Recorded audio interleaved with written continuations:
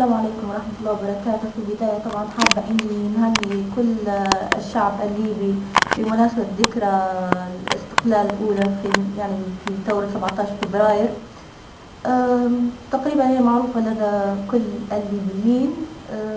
إعلامية هالة المصراتي. اليوم التاريخ 19/2/2012. لازلت حية، لازلت موجودة بين الثوار، وتقريبا أنا يعني خلال فترة ال6 شهور كل إقامتي كانت بين الثوار وبين مجموعة يعني من الكتائب مريت عليهم. لم أقتل، لم أعامل أي معاملة سيئة من قبلهم، بالعكس يعملوا فيها زي فتاة ليبية كأخت ليهم.